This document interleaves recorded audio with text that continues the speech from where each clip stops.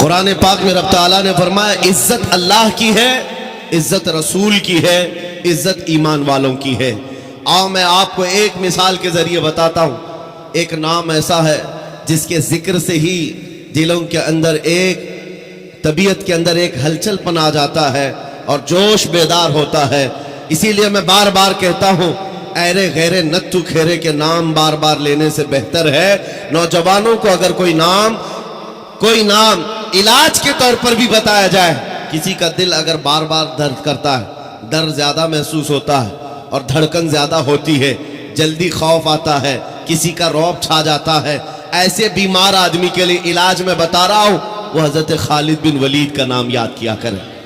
سیف اللہ المسلول کا نام یاد رکھے۔ وہ ایک سیف اللہ المسلول خالد ابن ولید رضی اللہ تعالیٰ عنہ، جانتے ہو 125 جنگوں میں شرکت کیا، ایک جنگ میں بھی شکست نہیں کھائی، اور ایک جنگ کا حال یہ تھا، کس چیز پر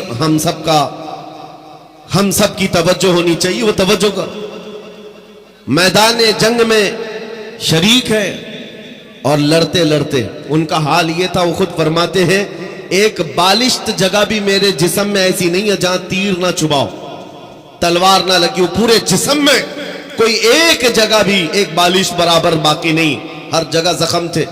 لیکن ایک میدان میں کہتے ہیں کہ اچانک ان کے گردن پر تلوار آ گئی، سامنے کفار و مشرکین ہیں، بڑے بڑے پہلوان تلوار سوتے کھڑے تھے، آپ کا امامہ گر گیا، آپ کا امامہ گر گیا میدان جنگ میں۔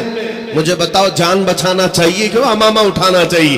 پہلی تو اپنی گردن بچائی جائے، اپنی جسم کو بچایا جائے، کیونکہ جان بچانا فرض ہے، جان بچانا فرض ہے۔ خالد ابن ولید سیف اللہ المسلول اسلام کے عظیم سپہ سالار نے گردن نہیں دیکھی، وہ امامہ اٹھانے ہی چل پڑے اور اٹھایا، بڑے آرام سے سکون سے اٹھا کر کے پہننے لگے، اور جنہوں نے تلواریں اٹھائی تھی وہ سکتے میں رہ گئے۔ ایک چھوٹا فوجی بھی یہ غلطی نہیں کر سکتا، سپہ سالار اتنی بڑی غلطی کیسے کر سکتا ہے؟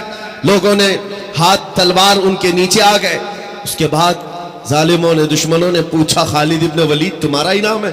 کہا تم ہی سپہ سالار ہو، لیکن ایسی غلطی کیسے کر سکتے ہو جب تمہاری گردن پر تلوار لٹک رہی ہو اور تم امامہ اٹھانے کے لیے نکل پڑے ہو، پگڑی بچا رہے ہو کہ گردن بچانا چاہیے؟ خالد ابن ولید نے مسکرا کر کہا تمہیں پتا ہے میں جس جنگ میں بھی جاتا ہوں اللہ کی مدد سے فتح یابی ضرور ملتی ہے اور فتح کا جھنڈا گاڑ کر آتا ہوں، لیکن اس کے پیچھے راز یہ نہیں ہے۔ خالد بن ولید اپنے بازوؤں کی طاقت پر بھروسہ رکھتا ہو اور اپنے بل بوتے یہ جنگوں کو فتح کرتا ہو۔ میرا وجدان اور یقین یہ ہے اس امامہ مبارکہ میں رسول اللہ کے 3 موئے مبارکہ ہیں، رسول اللہ کے 3 موئے مبارکہ ہیں، اور میرا یقین یہی ہے جب تک یہ سر پر ہوتے ہیں اللہ میرے لیے میدان آسان کر دیتا ہے۔ نسبت مصطفیٰ پر انہیں فخر تھا، اسی نسبت پر وہ فتح یاب ہوا کرتے تھے۔ یہ صحابہ کی باتیں عرض کر رہا ہوں، آپ کو پتا ہے ایک مرتبہ عیسائیوں نے آپ کو چیلنج کر دیا تھا کہ اگر تمہارا دین سچا ہے تو آؤ خالد بن ولید ہم اور تم سامنے بیٹھتے ہیں، مباہلہ۔ اگر دین تمہارا سچا ہے تو زہر کی ایک شیشی لائی عیسائیوں نے، کہا کہ اس کو دونوں لوگ پئیں گے، جو بچ گیا اس کا دین سچا ہے، اور یہ جھوٹے لوگ اس طرح سے کبھی آگے آ بھی نہیں سکتے، چیلنج تو کر لیں گے لیکن آ نہیں سکتے۔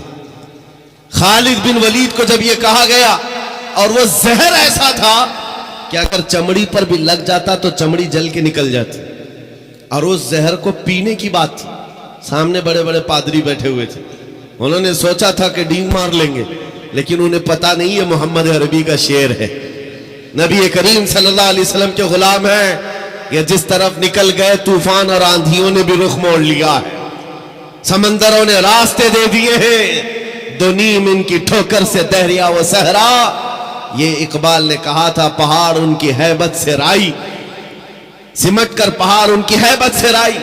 خالد بن ولید نے کہا آ جاؤ سامنے آ جاؤ، بیٹھتے میں تیار ہوں اس بات کے لیے کہ زہر ہم بھی پئیں گے، تم بھی پی لینا، جو بچ جائے اس کا دین حق ہے۔ لیکن مقابلے کے لیے جیسے ہی سامنے آئے، زہر کی شیشی رکھی ہوئی ہے، بہت خطرناک زہر ہے, چمڑی پر بھی لگ جائے تو جل کر کے نکل جائے.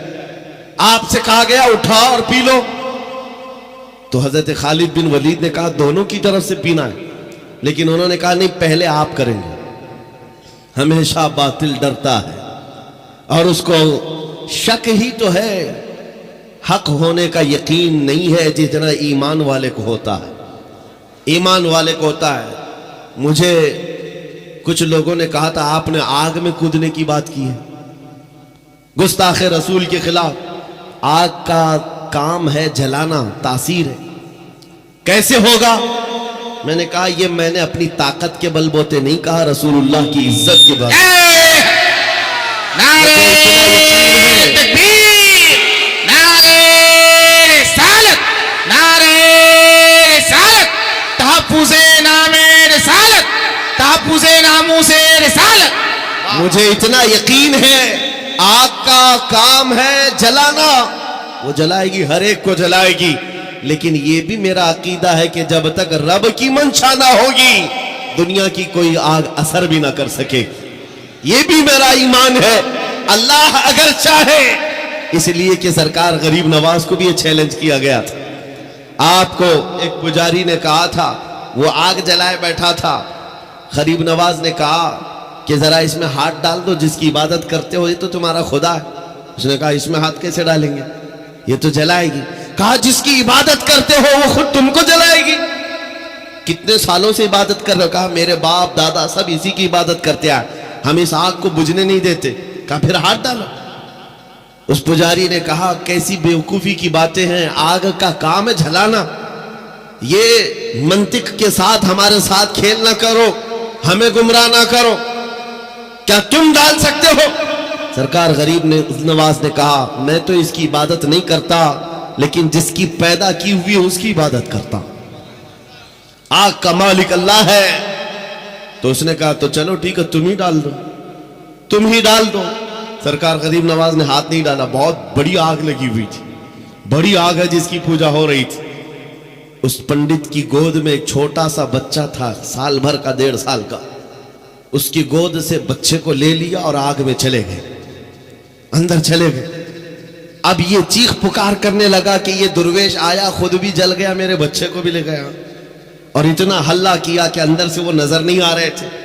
لوگ جمع ہونے لگ گئے, آس پاس کے سب جمع ہو گئے, اور سب کو یہ حیرت تھی کہ یہ جل کر راکھ ہو جائے, آگ کو بجھائیں گے تب یہ ملیں گے. کافی دیر ہو گئی, مجمع جب اکٹھا ہوا, کئی پجاری آئے. سرکار غریب نواز اپنا دامن جھاڑتے ہوئے آگ سے باہر تشریف لا رہے ہیں. بچہ بھی گود میں موجود ہے, صحیح سلامت ہے. اس نے چھین کر کے اپنے بچے کو لیا, جگہ جگہ پکڑ کر دیکھا, پیشانی بھی ٹھنڈی ہے, کپڑے بھی ٹھنڈے ہیں, کوئی گرمی کا اثر نہیں ہے. میرے عزیز و غریب نواز تو اللہ کے ولی ہیں, انہیں آگ نہیں جلائی. بات تو سمجھ میں آتی, بچہ پجاری کا تھا, یہ کیوں نہیں جلا؟ مفسرین کہتے ہیں, تاریخ دان کہتے ہیں, دیکھنا یہ ہے ہاتھ میں کس کے تھا بچہ. اسی لیے ہم کہتے ہیں خواجہ کا دامن, غوث کا دامن, ارے جہاں ہاتھ لگ جائے اس پر آگ نہیں لگتی. میں آپ سے یہ بات کر رہا ہوں, ہم سے بھی کہا گیا تھا یہ کیسی باتیں ہیں, بڑے بڑے دعوے ہیں. ہم نے یہی کہا ہمارا دعویٰ نہیں ہے, یہ رسول اللہ کی عزت کی بات ہے.